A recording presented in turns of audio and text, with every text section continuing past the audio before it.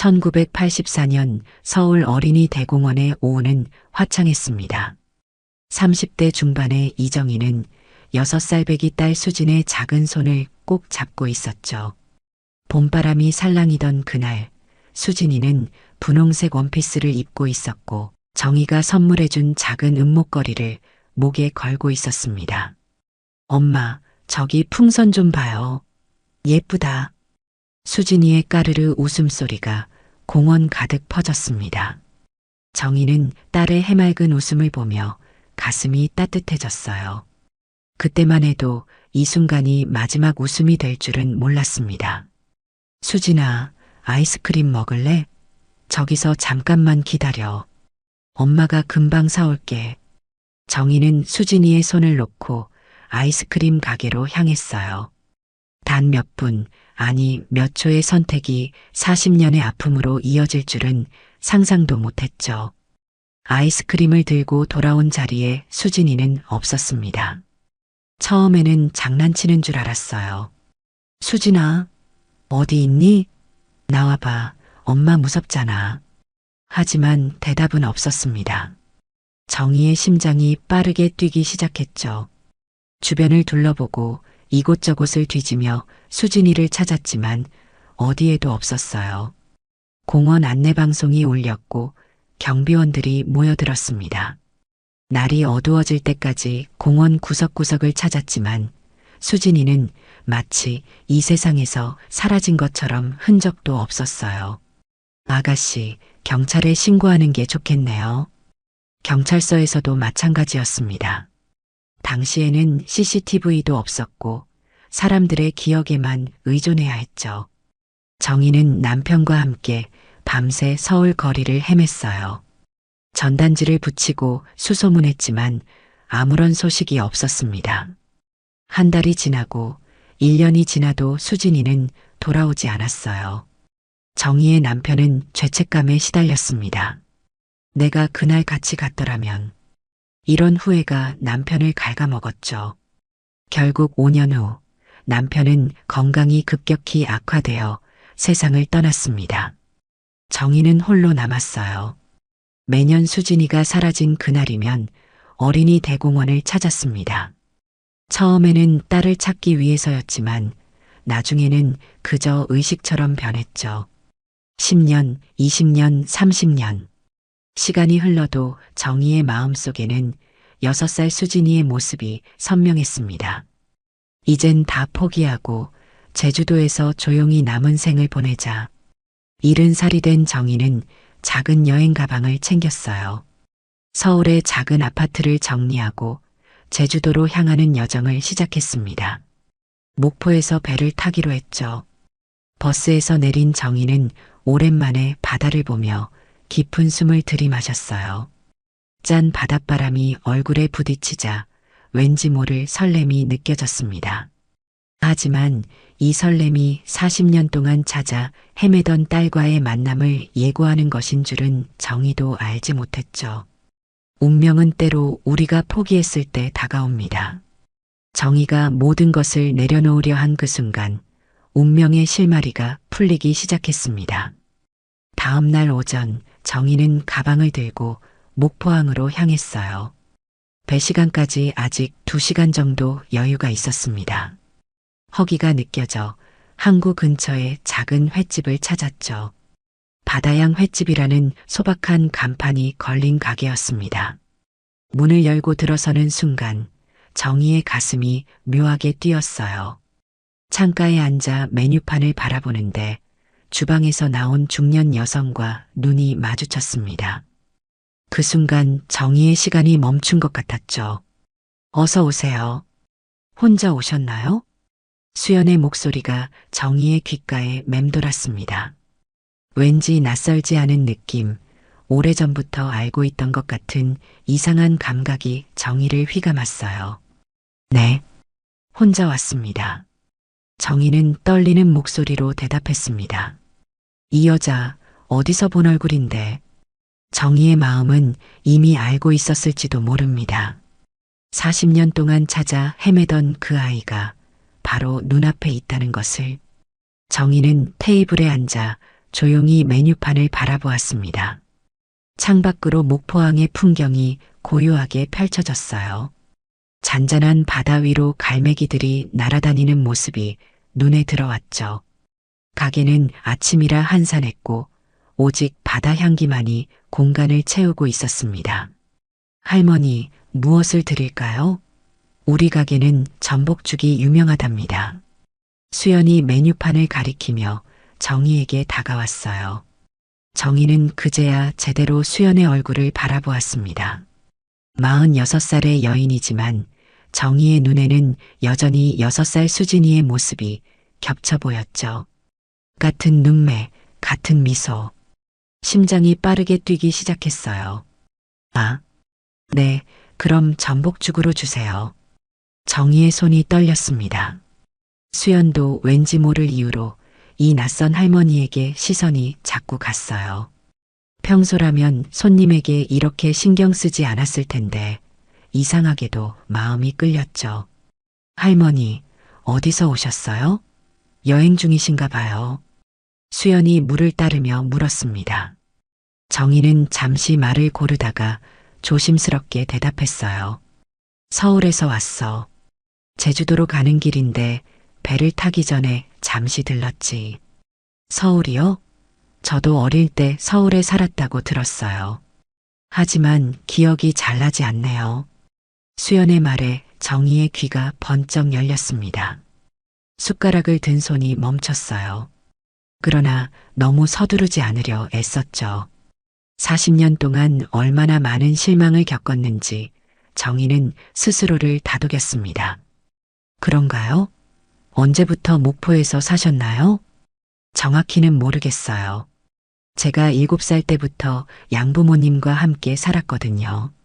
그전엔 수연의 목소리가 잠시 흔들렸어요. 오래된 상처를 건드린 것 같아 정희는 마음이 아팠습니다. 하지만 더 물어보고 싶은 마음을 억누를 수 없었죠. 이때 주방에서 중년 남성이 나왔어요. 박성호였습니다. 수연의 남편이자 횟집을 함께 운영하는 든든한 조력자였죠. 여보, 전복죽 준비됐어요. 성호는 정희와 수연이 대화하는 모습을 보고 잠시 멈췄습니다. 두 사람이 나란히 있는 모습이 어쩐지 닮아 보였어요. 특히 웃을 때 눈가에 주름이 지는 모습, 고개를 살짝 기울이는 습관까지. 성호는 이상한 직감이 들었죠. 아, 네. 손님께 가져다 드릴게요. 수연이 전복죽을 정희 앞에 놓았습니다. 그 순간 정희의 손목에 있던 작은 흉터가 수연의 눈에 들어왔어요. 자신도 같은 위치에 비슷한 흉터가 있다는 사실이 문득 떠올랐죠. 어린 시절 사고로 생긴 흉터라고 양부모에게 들었지만 항상 그 사고에 대한 기억은 없었습니다. 할머니, 혹시 그 흉터는 어떻게 생기신 거예요? 정희는 놀랐어요. 자신의 흉터를 본 사람은 거의 없었거든요. 수진이가 3살 때 함께 넘어지면서 생긴 상처였습니다. 그리고 수진이에게도 같은 자리에 흉터가 남았었죠. 이건 오래전 일이에요. 딸아이와 함께 넘어져서 생긴 상처예요. 수연의 얼굴이 창백해졌습니다. 그녀도 왠지 모를 연결고리를 느끼고 있었어요. 어린 시절부터 꿈에서 자주 보던 놀이공원, 그리고 누군가의 손을 놓치는 악몽. 그 기억들이 갑자기 파도처럼 밀려왔죠. 이때 가게 문이 열리며 대학생 복장을 한 청년이 들어왔습니다. 박지훈, 수연의 아들이었어요. 지훈은 엄마와 낯선 할머니를 번갈아 보더니 의아한 표정을 지었죠. 엄마, 저 왔어요. 이 할머니는 누구세요? 지훈의 모습을 본 정희는 숨을 멈췄습니다.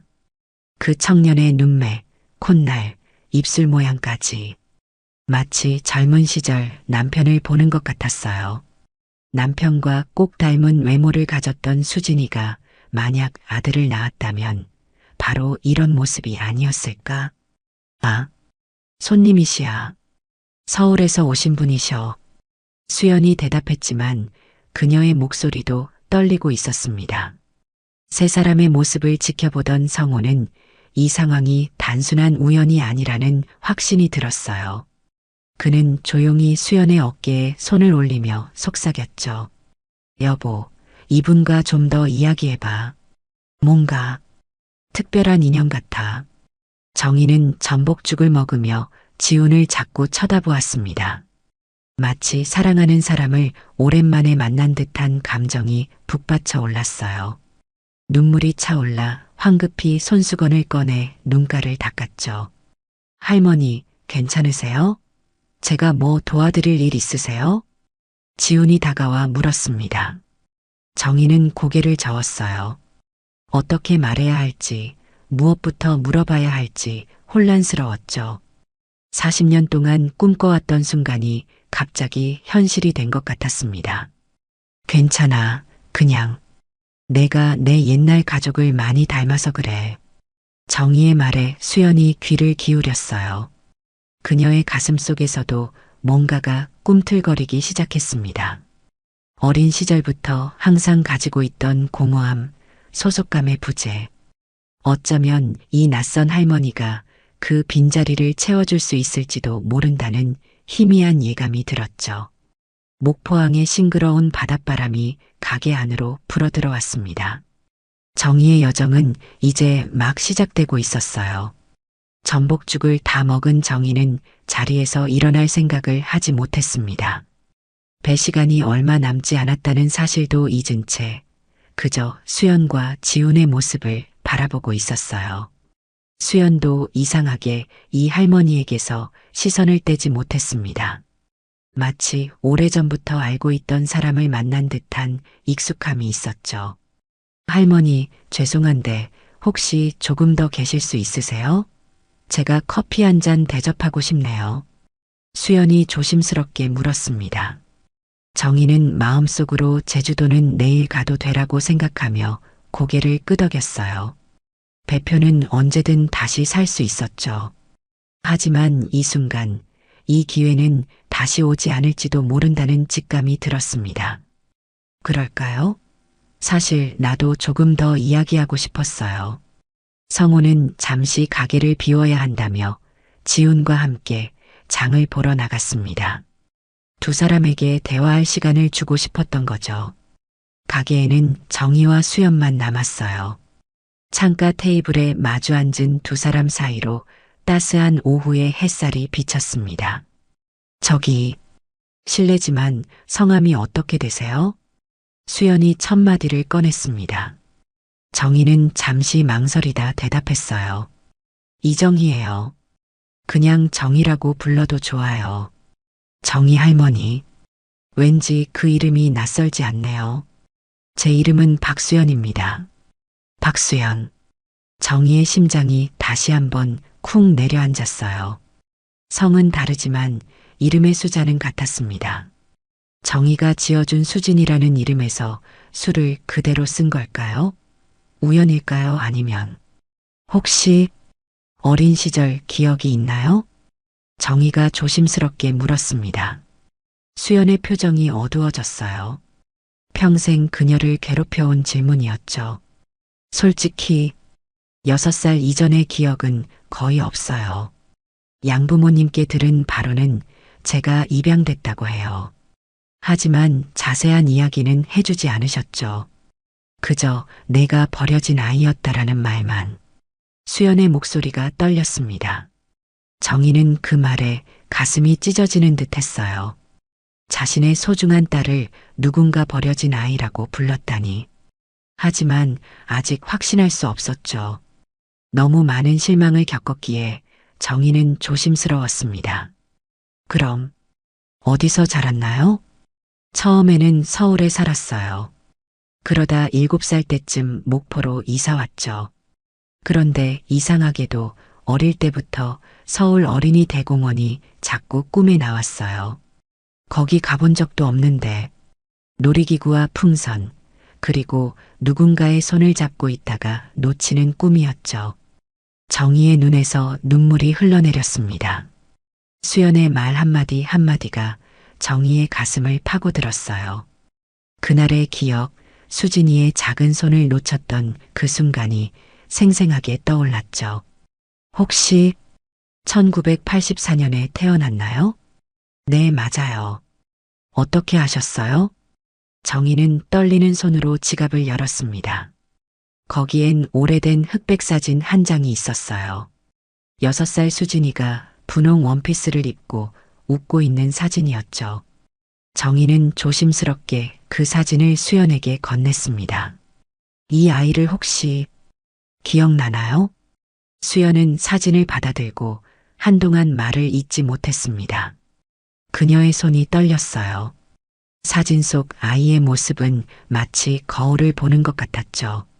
수연은 어릴 적 자신의 사진을 거의 본 적이 없었습니다. 양부모는 항상 내 어린 시절 사진은 이사 오면서 잃어버렸다고 했으니까요. 이게 저인가요? 수연의 목소리가 떨렸습니다. 정희는 고개를 끄덕였어요. 눈물이 하염없이 흘러내렸죠. 이 아이의 이름은 이수진이에요. 내 딸이죠. 1984년 어린이 대공원에서 손을 놓친 후로 다시는 보지 못했어요. 수연의 눈에도 눈물이 고였습니다. 그녀의 가슴 속에서 오래된 감정들이 물밀듯이 밀려왔어요. 어린 시절부터 꿈에서 보던 놀이공원, 누군가를 찾아 헤매던 그 느낌, 그리고 항상 마음 한구석에 있던 공허함. 모든 것이 이제 의미를 갖기 시작했죠. 저는 항상 내가 버려진 아이라고 생각했어요. 그래서 평생 그 상처를 안고 살았는데, 정희는 수연의 손을 조심스럽게 잡았습니다. 40년의 시간이 그 순간 무의미해진 것 같았어요. 버려진 게 아니야. 널 찾아 헤맸어. 매일 매년. 널 잃은 날 이후로 단 하루도 너를 잊은 적이 없었어. 이때 가게 문이 열리고 성우와 지훈이 돌아왔습니다. 두 사람이 눈물을 흘리며 이야기하는 모습을 본 성우는 직감적으로 무슨 일이 일어났는지 알 것 같았어요. 지훈은 어리둥절한 표정으로 엄마와 할머니를 번갈아 바라보았죠. 엄마, 왜 울어요? 무슨 일 있었어요? 수연은 아들을 바라보며 미소를 지었습니다. 그녀의 눈에는 깊은 감동이 어려 있었어요. 지훈아, 이분이 내 외할머니신 것 같아. 지훈의 눈이 커졌습니다. 그는 항상 엄마의 가족에 대해 궁금해했지만 수연은 그 이야기를 꺼내는 것을 불편해했죠. 지훈은 정희를 자세히 바라보았어요. 왠지 모르게 친근한 느낌이 들었습니다. 정말요? 외할머니세요? 정희는 지훈을 바라보며 미소 지었습니다. 눈물이 뺨을 타고 흘렀지만 그것은 기쁨의 눈물이었어요. 아직 확실한 건 아니지만 그럴 가능성이 높아. 너는 정말 내 외할아버지를 닮았구나. 성우는 조용히 수연의 어깨에 손을 올렸습니다. 그는 아내에게 속삭였어요. 여보, 두 분 정말 닮았어요. 눈매도 웃는 모습도. 우연이라고 하기엔 너무 많은 것들이 맞아떨어져요. 수연은 고개를 끄덕였습니다. 그녀의 마음속에는 여전히 의문이 남아 있었지만 동시에 이상한 안도감도 느껴졌어요. 마치 오랫동안 찾아 헤매던 퍼즐의 마지막 조각을 찾은 것 같은 기분이었죠. 더 이야기를 나눠봐야 할 것 같아요. 하지만 확인할 방법이 있을까요? 정희는 다시 한번 지갑을 열었습니다. 그리고 조심스럽게 작은 은목걸이 반쪽을 꺼냈어요. 이건 수진이가 실종되던 날 목에 걸고 있던 목걸이의 반쪽이에요. 원래는 하트 모양이었는데 반으로 갈라져 있었죠. 수진이는 나머지 반쪽을 가지고 있었어요. 정희가 손바닥 위에 올려놓은 반쪽짜리 은목걸이는 오래되었지만 여전히 빛나고 있었습니다. 하트 모양의 절반, 그 깨끗한 단면은 마치 40년 전 그날의 상처처럼 선명했어요. 수연은 그 목걸이를 바라보며 가슴이 쿵쿵 뛰기 시작했죠. 그녀의 몸이 스스로 반응하고 있었습니다. 잠시만요. 제가 확인할 게 있어요. 수연은 서둘러 가게 뒤편에 있는 자신의 방으로 향했어요. 오래된 나무 서랍장을 열고 맨 아래 칸에서 작은 보석함을 꺼냈습니다. 그녀가 평생 소중히 간직해온 물건들이 담겨 있는 상자였죠. 수연의 손이 떨렸어요. 보석함을 열자 그 안에는 작은 천주머니가 있었습니다. 수연은 천주머니에서 조심스럽게 무언가를 꺼냈어요. 그것은 바로 반쪽짜리 은목걸이였습니다. 너무 놀라 숨이 멎는 것 같았죠. 양부모는 이것이 수연이 발견됐을 때 가지고 있던 유일한 물건이라고 했어요. 하지만 그 이상의 이야기는 해주지 않았습니다. 가게로 돌아온 수연은 떨리는 손으로 자신의 목걸이 반쪽을 정희에게 내밀었어요. 네, 이게 맞나요?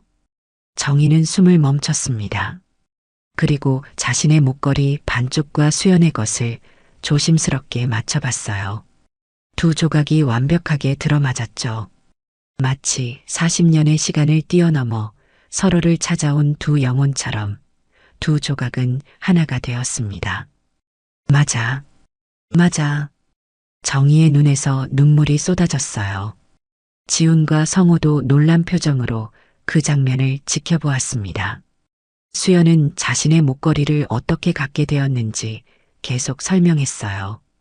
양부모님께서는 제가 이 목걸이를 끌어안고 있었다고 했어요. 그래서 제게 특별한 의미가 있을 거라며 소중히 간직하라고 하셨죠. 하지만 그분들은 목걸이의 출처나 제 진짜 부모님에 대해서는 결코 말해주지 않았어요. 정희는 천천히 고개를 끄덕였습니다. 그녀의 마음은 이미 확신으로 가득 찼어요. 하지만 수연은 여전히 혼란스러워 보였죠. 40년 동안 자신이 버려진 아이라고 생각해왔는데 갑자기 그게 아니라고 하니 쉽게 받아들이기 어려웠습니다. 그럼 제가 정말 할머니의 딸인가요? 이수진이 맞나요? 정희는 조심스럽게 수연의 손을 잡았어요. 그리고 따뜻한 목소리로 말했습니다. 그날 어린이 대공원에서 무슨 일이 있었는지 자세히 이야기해 줄게. 그리고 내가 기억하는 것들도 함께 맞춰보자. 정희는 1984년 봄날의 일을 하나하나 풀어냈습니다. 수진이가 입고 있던 분홍색 원피스, 아이스크림을 사러 갔던 순간, 그리고 돌아왔을 때 수진이가 사라졌던 그 공포의 시간까지 정희의 이야기에 수연은 깊이 몰입했어요. 마치 자신의 기억을 들려주는 것 같았습니다. 저는 항상 꿈에서 놀이공원을 봤어요. 그리고 누군가가 제 이름을 부르는 소리. 수진아, 수진아 하고요. 하지만 깨고 나면 항상 그게 그냥 꿈이라고 생각했죠. 지훈이 조심스럽게 끼어들었습니다. 그의 눈에도 감동의 눈물이 고여 있었어요. 엄마, 할머니가 보여주신 사진 속 아이는 정말 엄마랑 똑같아요. 그리고 할머니와 엄마는 정말 닮았어요. 특히 웃을 때 눈가에 주름이요. 성호도 고개를 끄덕였습니다. 그는 아내의 옆에 조용히 앉아 그녀의 어깨를 토닥여주며 말했어요. 여보, 이건 단순한 우연이 아닌 것 같아요. 목걸이, 흉터, 꿈, 그리고 너무나 닮은 외모까지. 모든 게 맞아떨어져요. 수연은 혼란스러웠습니다. 한편으로는 기쁨이, 다른 한편으로는 두려움이 밀려왔어요. 만약 이것이 사실이라면 자신은 버려진 아이가 아니었던 거죠. 누군가 자신을 필사적으로 찾고 있었다는 의미였습니다. 그동안 품어왔던 상처와 분노가 조금씩 녹아내리기 시작했어요. 그렇다면 그날 저를 데려간 사람들은 누구였을까요? 정희는 깊은 숨을 내쉬었습니다. 그녀도 40년 동안 그 질문에 대한 답을 찾기 위해 노력했어요. 경찰 조사로는 아이를 간절히 원했던 부부가 너를 데려간 것으로 추정됐어. 하지만 그들을 찾을 방법이 없었지. 그들이 내게 어떻게 말했니? 그들은 내 양부모가 되었던 거니? 수연은 고개를 저었습니다. 기억을 더듬어 보려 노력했어요. 직접적인 기억은 없어요. 하지만 제 양부모님이 말씀하시길 어떤 부부가 저를 데리고 와서 이 아이의 가족을 찾아주겠다고 했대요. 하지만 결국 그들은 돌아오지 않았고 양부모님은 저를 키우기로 결정하셨다고요. 정희의 눈이 커졌습니다. 모든 퍼즐이 맞춰지기 시작했어요. 그럼 너를 데려간 사람들과 너를 키운 부모는 다른 사람이었던 거구나. 수연은 충격을 받은 듯 했습니다. 생각해보니 그녀가 7살 때부터 함께 살았던 양부모님은 자신을 직접 데려간 사람들이 아니었던 거죠. 중간에 다른 누군가가 있었던 겁니다. 그렇군요. 이제 조금 이해가 돼요. 양부모님은 항상 제가 어떻게 그분들에게 오게 되었는지 명확하게 설명해 주지 않으셨거든요. 정희는 수연의 손을 꼭 잡았습니다. 지금 중요한 건 과거가 아니라 현재, 그리고 미래라고 생각했어요. 수진아, 아니 수연아, 내가 어떻게 불리든 넌 내 딸이야. 40년 동안 너를 찾아 헤맸어. 이제 너를 찾았으니 그 이상은 중요하지 않아. 수연의 눈에서 눈물이 흘러내렸습니다. 그녀의 마음 깊은 곳에서 무언가가 일어나고 있었어요. 어린 시절부터 꿈에서 보았던 그 얼굴, 그 목소리. 그것이 바로 정이었던 겁니다.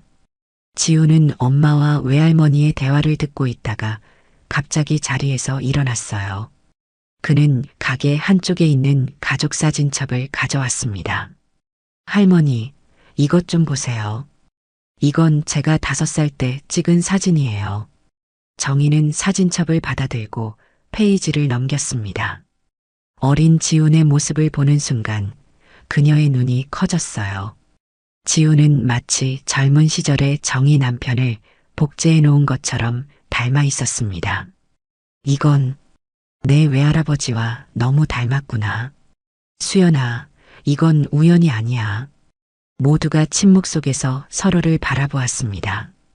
수연은 혼란스러웠지만 동시에 마음 깊은 곳에서 진실을 받아들이고 있었어요. 40년 동안 공허했던 그 자리가 조금씩 채워지는 느낌이었습니다. 바다양 횟집의 깊은 침묵이 내려앉았습니다. 정희와 수연, 성우와 지훈 모두 각자의 생각에 잠겨 있었어요. 시간은 천천히 흘러갔고 창밖으로 보이는 목포항의 풍경은 평화로웠습니다. 하지만 이 가게 안에서는 지금 40년의 시간이 뒤엉켜 새로운 이야기를 만들어내고 있었죠. 정희는 가방을 뒤적이더니 작은 종이 봉투를 꺼냈어요. 그녀는 수연을 바라보며 조심스럽게 물었습니다. 수연아, 내가 한 가지 더 보여주고 싶은 게 있어. 이건 내가 평생 간직해온 것이야. 정희는 봉투에서 오래된 신문 기사를 꺼냈습니다. 1984년 5월 어린이 대공원에서 실종된 6살 여아를 찾는다는 내용이었어요. 기사 속에는 수진이의 사진과 함께 정희 부부의 절박한 호소가 담겨 있었죠. 당시의 신문에도 났었어. 내 아빠와 나는 할 수 있는 모든 것을 다 했었지. 경찰에 신고하고 전단지를 붙이고 신문에 광고도 냈어. 하지만 정희의 목소리가 떨렸습니다. 오래된 기억을 되살리는 것은 여전히 고통스러웠어요. 수연은 조용히 신문 기사를 읽었습니다. 그리고 천천히 고개를 들어 정희를 바라보았죠. 혹시 할머니가 그날 아이스크림을 사러 갔었나요? 정희의 눈이 커졌습니다. 그녀는 놀라서 수연의 얼굴을 바라보았어요. 그래, 내가 아이스크림을 먹고 싶다고 해서 내가 잠시 손을 놓았었지. 그런데 어떻게 알았니? 수연의 눈에 눈물이 맺혔습니다. 그녀의 몸이 미세하게 떨리기 시작했어요. 저는 이상하게 아이스크림을 볼 때마다 슬퍼졌어요. 특히 분홍색 딸기 아이스크림이요. 이유를 몰랐는데 항상 뭔가 잃어버린 것 같은 느낌이 들었죠. 정희는 숨을 멈췄습니다. 그날 수진이가 원했던 것이 바로 딸기 아이스크림이었기 때문이었어요. 모든 것이 하나씩 연결되고 있었습니다. 성우는 조용히 가게 문을 잠갔습니다. 오늘은 더 이상 손님을 받지 않기로 한 거죠. 이 중요한 순간이 방해받지 않기를 바랐습니다. 지우는 부엌에서 차를 준비해 가져왔어요. 모두 진정하시고 따뜻한 차 한 잔 드세요. 차를 마시며 정희는 마지막 증거를 꺼내기로 결심했습니다. 그녀는 가방에서 작은 상자를 꺼냈어요. 그 안에는 수진이가 실종되기 전 걸고 있던 목걸이의 반쪽이 들어 있었습니다. 그것은 앞서 보여준 것보다 더 완전한 형태였죠. 이건 내가 3번째 생일 때 선물로 받은 목걸이야. 특별히 주문 제작한 것으로 세상에 단 하나뿐이지. 하트 모양이었는데 가운데가 분리되도록 만들어졌어. 그날 내가 이걸 목에 걸고 있었어. 정희는 목걸이를 수연에게 건넸습니다. 수연은 떨리는 손으로 그것을 받아들었어요. 그녀도 자신의 목걸이 반쪽을 다시 꺼냈죠. 두 사람이 조각을 맞춰보자 완벽하게 들어맞았습니다. 목걸이 뒷면에는 작은 글씨로 우리의 수진에게라는 각인이 있었어요. 수연의 눈에서 눈물이 하염없이 흘러내렸습니다. 그녀의 가슴 속에서 오래된 벽이 무너지는 느낌이었어요. 평생 자신이 버려진 아이라고 생각했는데 사실은 누군가가 필사적으로 찾고 있었다니. 그 진실은 수연의 마음을 뒤흔들었습니다. 그럼 제가 정말 할머니, 아니 엄마의 딸인 거죠? 정희는 고개를 끄덕였습니다. 그녀의 눈에서도 끝없이 눈물이 흘러내렸어요. 그래, 넌 내 딸이야. 내 소중한 수진이. 수연은 오랫동안 가슴 깊이 묻어두었던 감정들이 폭발하는 것을 느꼈습니다. 버림받았다는 상처, 소속감을 찾아 헤매던 방황, 그리고 항상 마음 한구석에 있던 공허함. 모든 것이 이제 의미를 갖기 시작했어요. 그동안 정말 계속 저를 찾고 계셨나요? 정희는 천천히 고개를 끄덕였습니다. 그녀의 목소리는 감정으로 떨렸어요. 매년 내가 사라진 그날이면 어린이 대공원에 갔었지. 처음에는 널 찾을 수 있을까 하는 희망으로, 나중에는 그저 의식처럼. 내 아빠는 널 찾지 못한 죄책감에 병이 들었어. 그리고 5해가 지난 후에 세상을 떠났지. 수연은 자신이 알지 못했던 아버지에 대한 이야기를 듣고 더욱 슬퍼졌습니다. 만날 기회조차 없었다는 사실이 그녀의 마음을 아프게 했어요. 아버지는 어떤 분이셨나요? 정희의 눈빛이 부드러워졌습니다. 오랫동안 남편에 대해 누군가와 이야기한 적이 없었어요. 내 아빠는 정말 따뜻한 사람이었어. 너를 정말 사랑했지. 내가 태어났을 때 얼마나 기뻐했는지 몰라. 항상 우리 수진이는 특별하다고 말했었지. 지훈이 갑자기 자리에서 일어났습니다. 그는 방으로 들어가 무언가를 가지고 나왔어요. 그것은 작은 나무 상자였습니다. 엄마, 이거 보세요.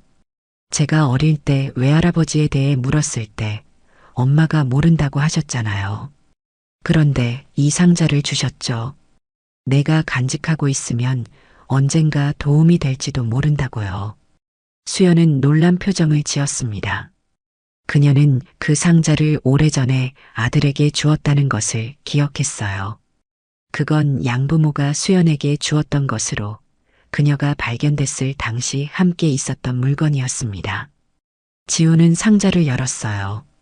그 안에는 작은 종이 쪽지와 낡은 천 조각이 들어 있었습니다. 정희는 그 천 조각을 보는 순간 숨을 멈췄어요. 이건 수진이가 입고 있던 원피스 조각이야. 정희가 떨리는 손으로 그것을 집어들었습니다. 분홍색 천 조각, 그날 수진이가 입고 있던 원피스의 일부였어요. 수연도 놀란 표정으로 그것을 바라보았죠. 이게 제 옷이었던 거예요? 지우는 종이 쪽지도 꺼냈습니다. 거기에는 희미한 글씨로 무언가 적혀 있었어요. 이 아이의 이름은 수진입니다. 사정이 있어 잠시 맡깁니다. 라는 내용이었죠. 나머지 부분은 너무 흐려져서 읽을 수 없었습니다. 정희는 그 쪽지를 보고 눈을 크게 떴어요. 이건 자신이 쓴 글씨가 아니었습니다. 아마도 수진이를 데려간 사람들이 남긴 메모였을 거예요. 이 쪽지, 이건 내가 쓴 게 아니야. 하지만 내 이름은 제대로 적혀 있네. 수진이라고. 수연은 얼굴이 창백해졌습니다. 그녀의 마음속에서 진실이 조금씩 모습을 드러내고 있었어요. 그럼 저를 데려간 사람들은 제 진짜 이름을 알고 있었던 거군요. 그리고 제가 버려진 게 아니라는 것도. 정희는 고개를 끄덕였습니다. 그녀의 눈에는 분노와 슬픔이 교차했어요. 그들은 너를 훔쳐간 거야. 그리고 내 양부모에게 넘겼지. 아마 내 양부모는 진실을 모르고 너를 키웠을 거야. 수연은 잠시 생각에 잠겼습니다. 그리고 천천히 입을 열었어요. 양부모님은 항상 제게 잘해주셨어요. 제가 진짜 부모님은 누구예요? 라고 물으면 항상 슬퍼하셨죠. 이제 이해가 돼요. 그분들도 완전한 진실은 모르셨던 거예요. 목포의 오후는 천천히 저물어가고 있었습니다. 정희가 탔어야 할 제주행 배는 이미 떠난 지 오래였지만 그녀의 마음은 더 이상 제주도에 있지 않았어요. 40년 동안 찾아 헤매던 딸이 바로 눈앞에 있었으니까요. 모든 증거가 수연이 정희의 딸 수진이라는 사실을 가리키고 있었습니다. 배를 놓치셨네요, 할. 아니, 어머니. 수연이 조심스럽게 말했어요. 어머니라는 단어를 처음 내뱉는 순간 그녀의 목소리가 살짝 떨렸습니다. 어색했지만 동시에 이상하게 자연스러웠죠. 정희는 미소 지었어요. 괜찮아. 제주도는 내일도 모레도 갈 수 있어. 하지만 오늘 이 순간은 다시 오지 않을 테니까. 성호는 가게 뒤편에 있는 작은 거실로 모두를 안내했습니다. 더 편안하게 이야기를 나눌 수 있는 공간이었어요. 벽에는 수연 가족의 사진들이 걸려 있었죠. 결혼식 사진, 지훈이 태어났을 때의 사진, 그리고 횟집을 처음 열었을 때의 사진까지. 정희는 자신이 볼 수 없었던 딸의 인생이 담긴 사진들을 바라보며 가슴이 저렸습니다. 앉으세요, 어머니. 차 한 잔 더 드릴게요. 수연은 주방으로 향했고 지우는 할머니 옆에 앉았습니다. 그는 여전히 믿기지 않는다는 표정이었지만 눈빛은 기대로 가득 차 있었어요. 할머니, 어머니랑 제가 정말 많이 닮았죠? 외할아버지는 어떤 분이셨어요? 저랑 닮았다고 하셨는데. 정희는 지갑에서 오래된 사진 한 장을 꺼냈습니다. 젊은 시절의 남편 사진이었어요. 지우는 그 사진을 보며 놀란 표정을 지었죠. 와, 정말 닮았어요. 특히 눈매랑 콧대가요. 성호도 사진을 보며 고개를 끄덕였습니다. 그는 처음 지훈이 태어났을 때부터 아들이 누구를 닮았는지 항상 궁금했다고 했어요. 수연의 양부모와는 전혀 닮지 않았기 때문이었죠. 수연이 차를 들고 돌아왔습니다. 그녀는 아들과 남편 그리고 정희가 이야기를 나누는 모습을 바라보며 잠시 문간에 멈춰 섰어요. 이 모든 상황이 꿈만 같았습니다. 아침에 일어났을 때는 평범한 하루가 될 거라 생각했는데 이제 모든 것이 바뀌어 버렸죠. 저기 아직도 믿기지 않아요. 수연이 조심스럽게 말했습니다. 그녀는 차를 내려놓고 정희 맞은편에 앉았어요. 저는 항상 제가 버려진 아이라고 생각했어요. 양부모님은 제게 좋은 분들이셨지만 항상 뭔가가 빠진 것 같은 느낌이 들었죠. 그래서 어린 시절부터 진짜 부모님은 왜 나를 버렸을까라는 생각을 했어요. 정희의 눈에 눈물이 고였습니다. 딸이 그런 상처를 안고 살았다는 사실이 너무 가슴 아팠어요. 버린 게 아니야, 수연아. 내 손을 놓친 거지. 그날 이후로 내 인생의 모든 순간은 너를 찾는 데 바쳐졌어. 수진아. 정희가 무심코 수진이라고 불렀을 때 수연의 몸이 미세하게 떨렸습니다. 그 이름이 어딘가 익숙하게 느껴졌어요. 마치 오래전부터 들어왔던 이름처럼. 저도 가끔 꿈에서 누군가가 수진아라고 부르는 소리를 들었어요. 항상 그게 누구인지 궁금했는데 정희는 수연의 손을 잡았습니다. 40년의 시간이 그들 사이에 놓여 있었지만 모성애의 끈은 끊어지지 않았어요. 어떤 기억이 있니? 6살 이전의 기억. 아무것도 없니? 수연은 눈을 감고 깊이 생각해 보았습니다. 어릴 때부터 양부모는 내 과거는 중요하지 않아. 지금부터가 중요해라고 말했기 때문에 그녀는 자신의 어린 시절 기억을 되살리려 노력하지 않았어요. 하지만 이제는 달랐습니다. 저는 가끔 놀이공원 꿈을 꿨어요. 풍선과 아이스크림, 그리고 누군가의 손을 잡고 있는 느낌. 그리고 갑자기 그 손이 사라지고 무서운 느낌이 들었죠. 정희는 숨을 멈췄습니다. 그날의 기억이 수연의 꿈속에 남아 있었던 거예요. 또 분홍색 원피스를 입은 꿈도 자주 꿨어요. 그리고 목에 뭔가 걸고 있는 느낌. 아마 그 목걸이였겠죠. 수연의 말 한마디 한마디가 정희의 가슴을 파고들었습니다. 그녀는 딸의 어린 시절 기억이 완전히 사라진 것이 아니라 꿈속에 남아 있었다는 사실에 안도했어요. 지훈이 갑자기 자리에서 일어났습니다. 그는 방으로 들어가 무언가를 가지고 나왔어요. 작은 녹음기였습니다. 엄마, 기억나요? 제가 초등학교 때 자기 전에 엄마가 들려주던 이야기요. 제가 몰래 녹음해뒀어요. 지훈은 녹음기를 재생했습니다. 젊은 수연의 목소리가 흘러나왔어요. 옛날 옛적에 작은 공주가 있었어. 그 공주는 예쁜 분홍 드레스를 입고 놀이공원에서 놀고 있었지. 하지만 갑자기 마녀가 나타나 공주를 다른 나라로 데려가 버렸어. 공주의 엄마와 아빠는 매일 밤 하늘의 별을 보며 공주를 찾았지. 언젠가 우리 공주가 돌아올 거야. 그날까지 이 별빛이 공주를 지켜주기를.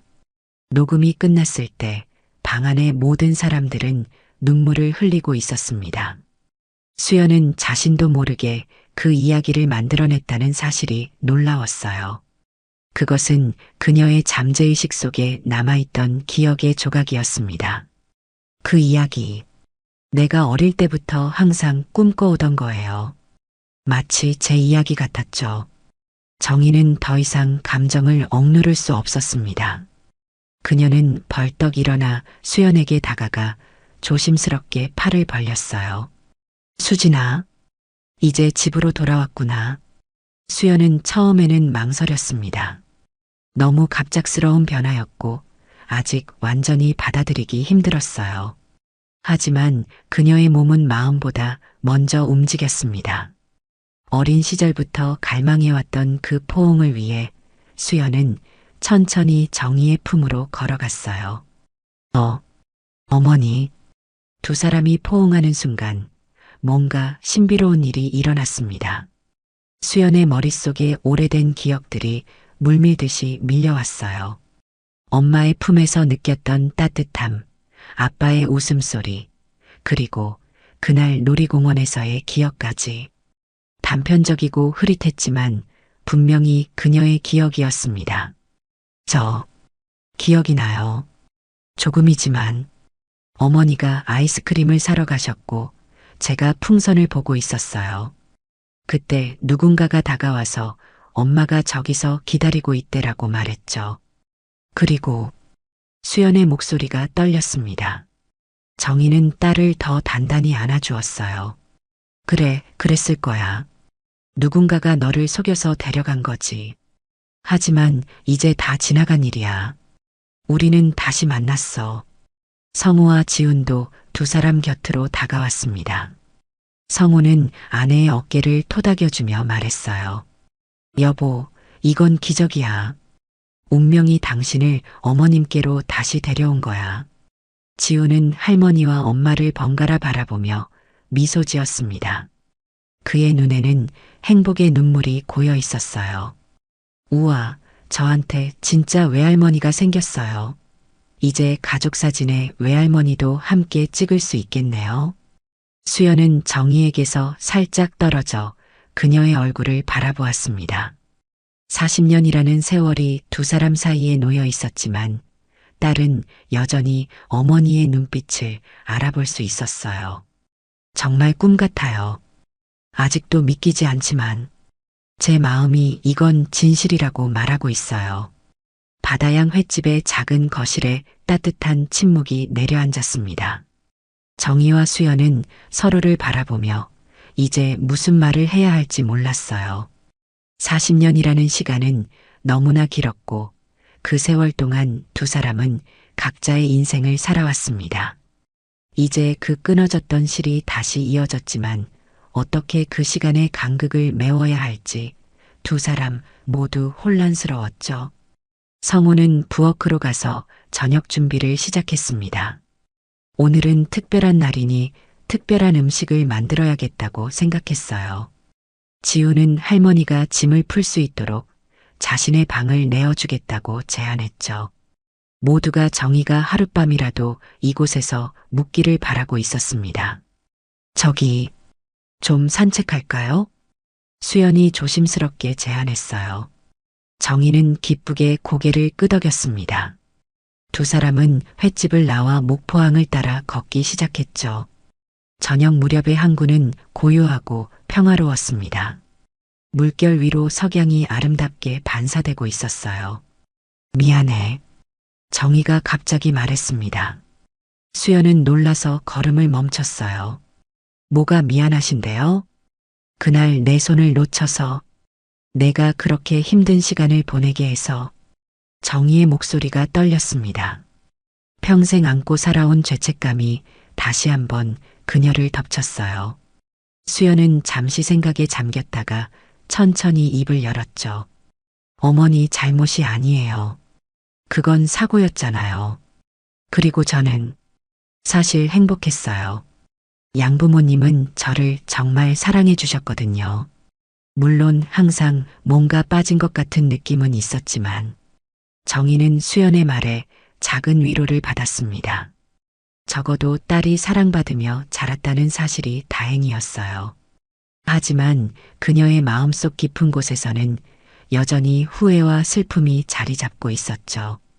내 양부모님, 지금은 어떻게 지내시니? 수연의 눈에 슬픔이 스쳤습니다. 그녀는 바다를 바라보며 대답했어요. 두 분 다 돌아가셨어요. 양아버지는 제가 23일 때, 양어머니는 5해 전에.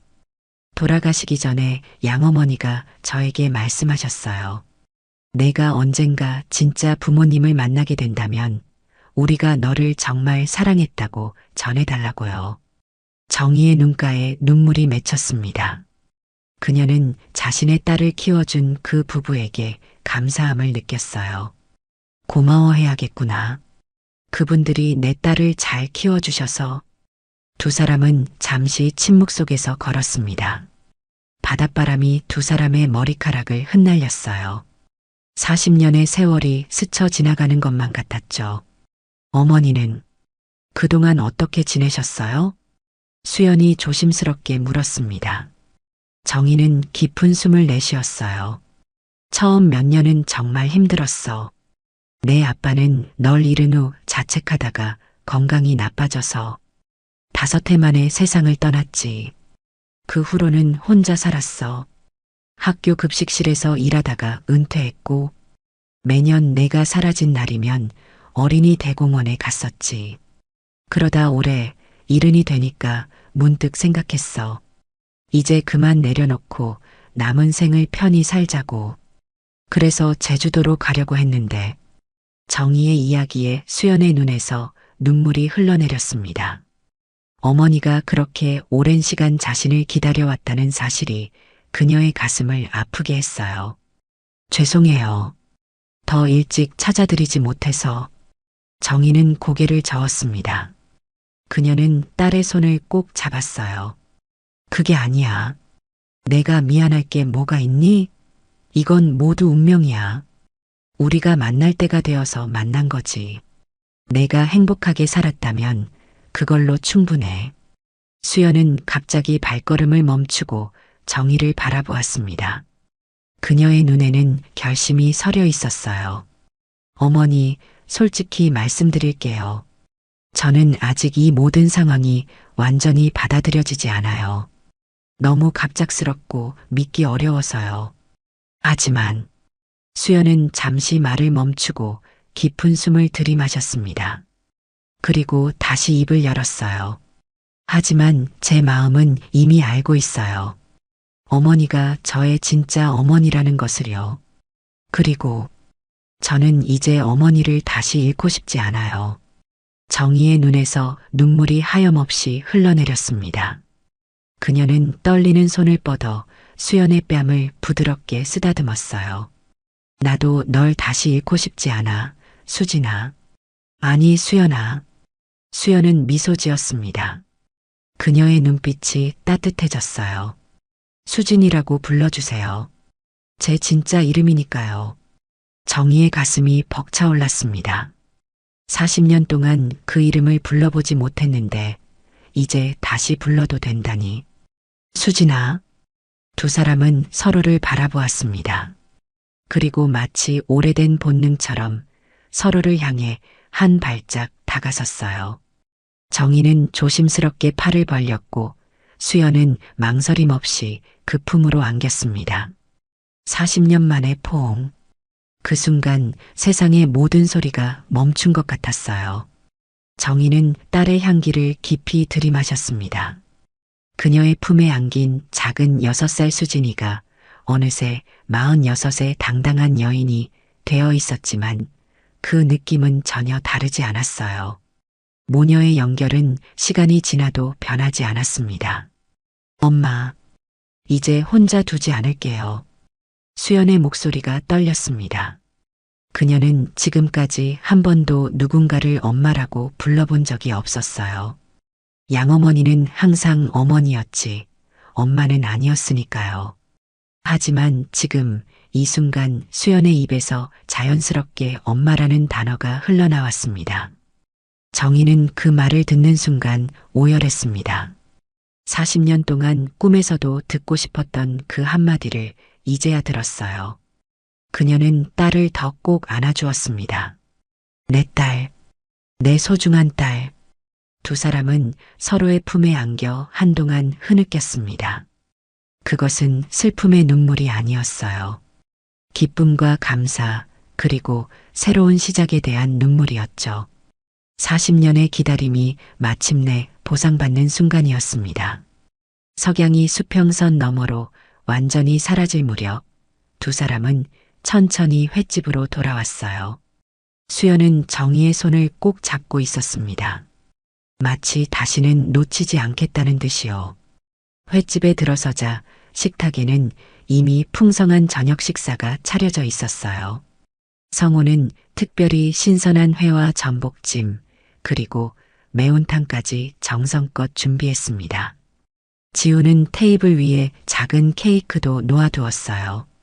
우리 가족의 새로운 시작이라고 적혀 있었죠. 어서 오세요. 두 분이 돌아오길 기다렸어요. 성우가 따뜻하게 맞이했습니다. 지우는 신나게 뛰어와 할머니의 손을 잡았어요. 외할머니, 이제 정말 우리 가족이 된 거예요? 정희는 미소 지으며 고개를 끄덕였습니다. 그녀의 눈에는 행복의 눈물이 반짝였어요. 그래, 이제 우리는 진짜 가족이야. 수연은 남편과 아들, 그리고 어머니를 바라보았습니다. 평생 그녀의 마음속에 있던 공허함이 마침내 채워지는 것 같았어요. 이제 그녀는 완전한 가족을 가지게 되었습니다. 오늘은 정말 특별한 날이네요. 우리 모두에게. 네 사람은 식탁에 둘러앉았습니다. 그리고 서로의 손을 맞잡았어요. 정희는 잠시 눈을 감고 남편에게 속삭였습니다. 여보, 드디어 우리 수진이를 찾았어요. 당신도 보고 있죠? 목포의 아침이 밝았습니다. 정희는 낯선 방에서 눈을 떴어요. 잠시 자신이 어디에 있는지 혼란스러웠지만 곧 어제의 일들이 생생하게 떠올랐습니다. 40년 동안 찾아 헤매던 딸을 드디어 찾았다는 사실이 꿈만 같았죠. 어머니, 일어나셨어요? 아침 준비됐습니다. 문 밖에서 수연의 목소리가 들렸어요. 정희는 미소를 지으며 대답했습니다. 네, 금방 나갈게. 정희는 침대에서 일어나 창문을 열었습니다. 목포항의 아침 풍경이 눈앞에 펼쳐졌어요. 새로운 하루, 새로운 시작이라는 생각이 들었죠. 제주도로 떠나려던 계획은 이제 의미가 없었습니다. 그녀의 여정은 이미 끝났어요.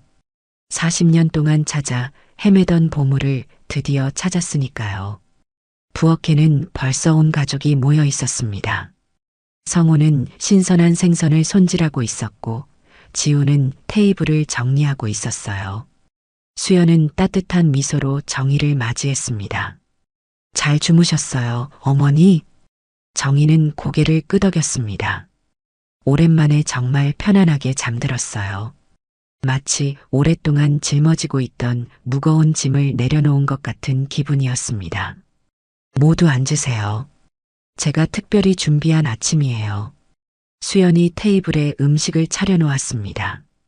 전복죽과 따끈한 국, 그리고 각 구운 생선까지. 정성이 가득 담긴 아침 식사였어요. 네 사람은 함께 식사를 시작했습니다. 어머니, 제주도 여행은 어떻게 하실 거예요? 성우가 물었습니다. 정희는 작은 미소를 지었어요. 글쎄, 이제 제주도는 중요하지 않아요. 내가 진짜 가고 싶었던 곳은 바로 여기였던 것 같아요. 수연의 눈이 촉촉해졌습니다. 그녀는 어머니의 손을 꼭 잡았어요. 어머니, 저희랑 함께 지내세요. 횟집 옆에 작은 방이 하나 있는데 어머니 방으로 꾸며드릴게요. 정희의 가슴이 벅차올랐습니다. 그녀는 고개를 끄덕였어요. 정말 그래도 될까? 내가 방해가 되지는 않을까? 지훈이 신나게 소리쳤습니다. 그의 눈은 기대로 반짝였어요. 당연히 됩니다. 외할머니가 옆에 계시면 얼마나 좋을까요? 저한테 어렸을 때 아버지 이야기도 해주시고 서울 이야기도 들려주세요. 모두가 웃음을 터뜨렸습니다. 성우도 따뜻한 미소를 지으며 정희를 바라보았어요. 어머님, 저희와 함께 지내세요. 사실 수연이가 항상 부모님에 대한 그리움이 있었거든요. 이제 어머님이 계시면 그 빈자리가 채워질 것 같습니다. 정희는 감동의 눈물을 흘렸습니다. 그녀는 고개를 끄덕였어요. 고마워요. 정말 고마워요, 여러분. 식사를 마친 후 네 사람은 함께 횟집을 정리했습니다. 오늘은 특별히 휴업을 하기로 했어요. 가족이 함께 시간을 보내기 위해서였죠. 정희는 딸의 일상을 곁에서 지켜보며 가슴이 따뜻해졌습니다. 수연은 능숙하게 가게를 관리하고 손님들을 대하는 법을 알고 있었어요. 그녀는 강인하고 따뜻한 여성으로 자라 있었습니다. 어머니, 이거 보세요. 수연이 작은 앨범을 가져왔습니다. 그 안에는 수연의 성장 과정이 담긴 사진들이 있었어요.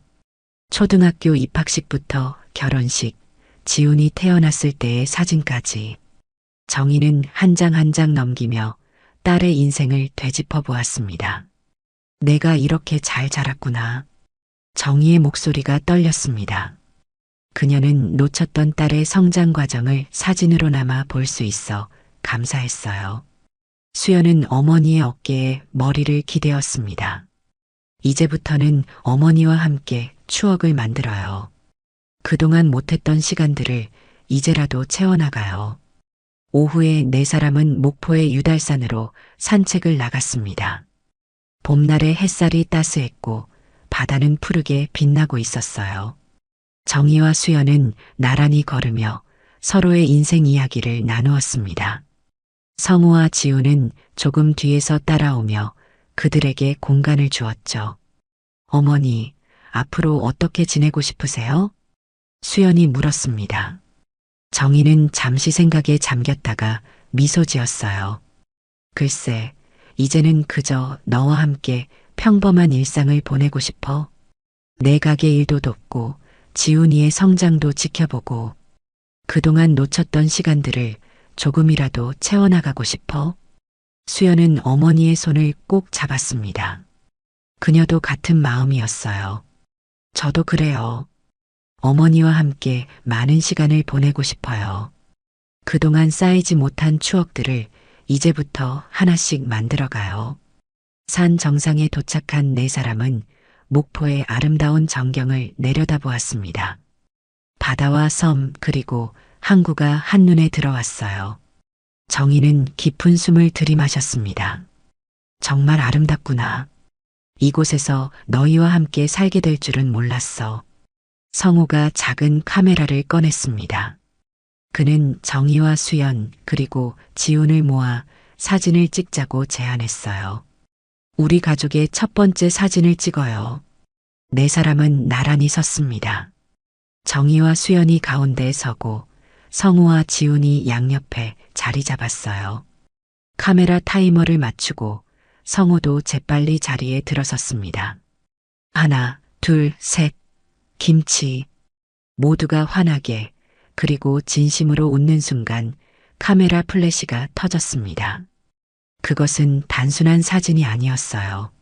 40년의 이별을 뛰어넘어 마침내 하나가 된 가족의 증명이었습니다. 저녁이 되자 네 사람은 다시 횟집으로 돌아왔어요. 수연은 특별히 어머니의 방을 꾸미기 시작했습니다. 깨끗한 침구와 작은 화분, 그리고 따뜻한 조명까지.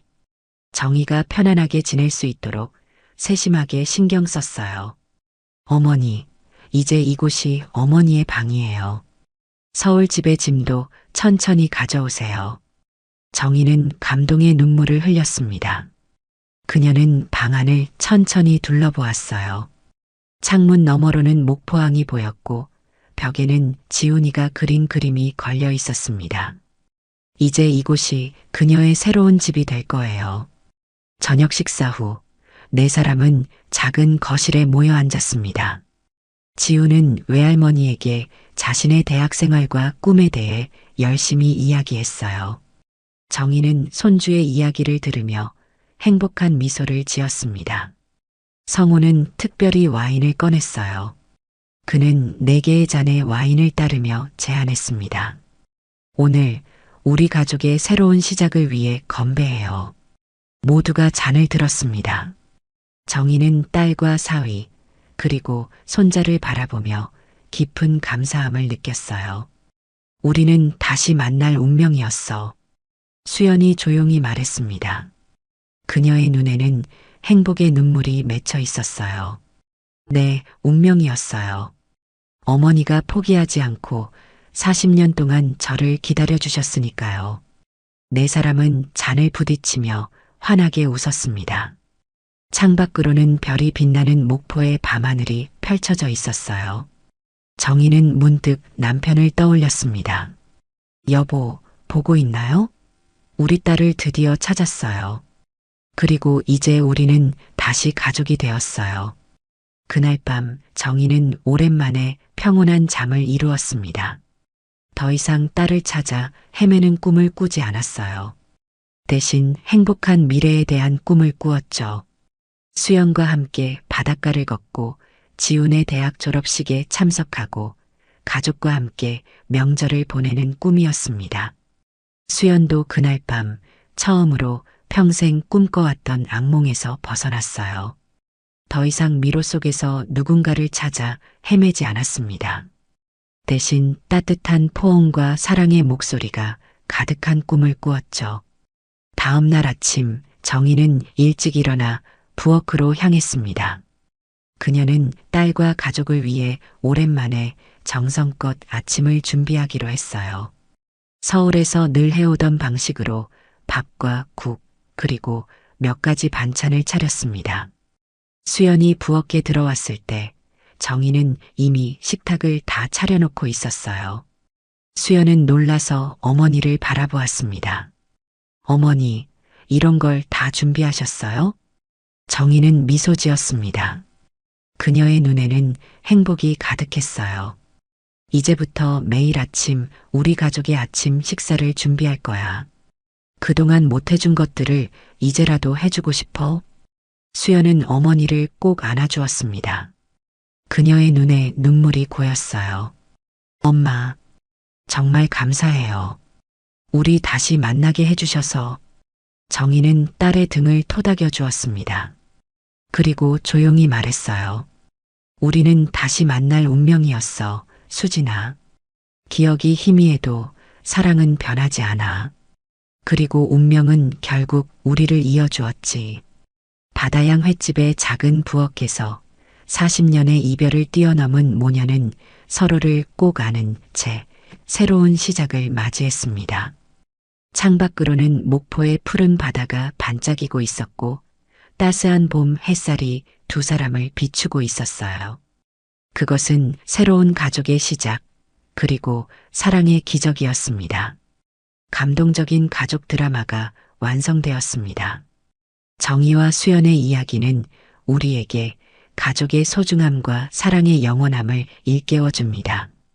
아무리 시간이 흘러도 진정한 가족의 연결고리는 결코 끊어지지 않습니다. 그들은 다시 만날 운명이었으니까요.